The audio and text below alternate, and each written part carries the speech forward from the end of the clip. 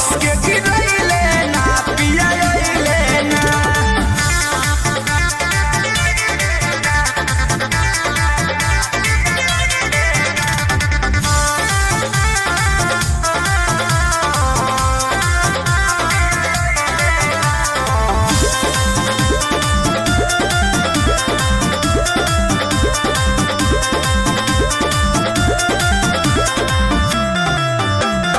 कैसे बताई कि केतना बनासा पिया नहीं बुझेल हो परिभाषा।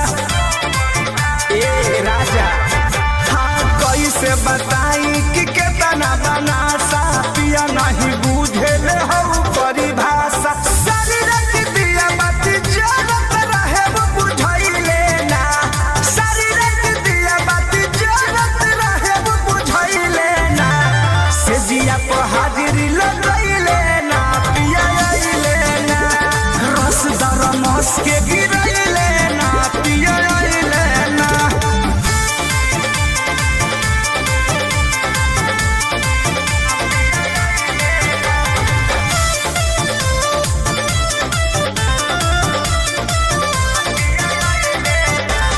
परमोध प्रेमी के कुछ न बुझाला। वैभव विकास के संग कहाँ जाला। परमोध प्रेमी के कुछ न बुझाला। जय भोलेनाथ, जय माता दी। मैं सुरेश कुमार यादव आप लोग को एक हरि कीर्तन का गाना सुना रहा हूँ। आशा नहीं, मुझे पूर्ण विश्वास है यह गाना आप लोग को ज़रूर पसंद आएगा। खासकर हमारे माँ बहनों को यह गाना ज़रूर अच्छा लगेगा।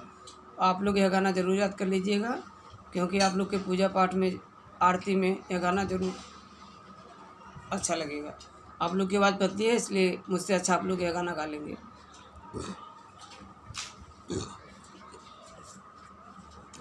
अरे भजिला हरि जी का नाम सब रवई में। भजिला हरि जी का नाम सब रवई में। लैला शिवाजी का नाम सब रवई में। कैला सुंदर सुंदर काम सब रवई में। भजिला हरि जी का नाम सब रवई में। अरे के करे दुअरवा गंगा बहतू है। के करे दुअरवा गंगा बहतू है। हे हो के करे दुअरवा गंगा बहतू है। केहू करे स्नान सब रवई में। केहू करे स्नान सब रवई में।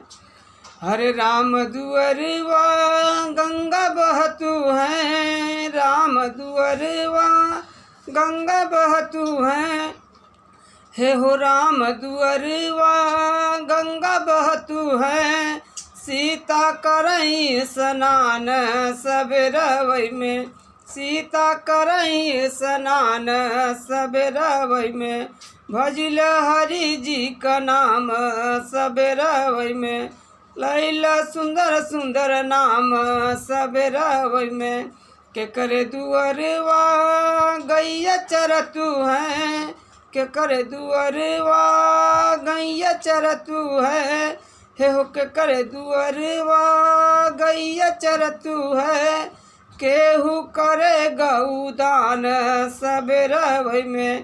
केहू करे गौदान सब रवई में। कृष्ण दुआरे गैया चरतू है। कान्हा दुआरे गैया चरतू है। हे हो कृष्ण दुआरे गैया चरतू है। राधा करे गौदान सब रवई में। राधा करे गौदान सब रवई में। भजिल हरि जी का नाम सब रवई में।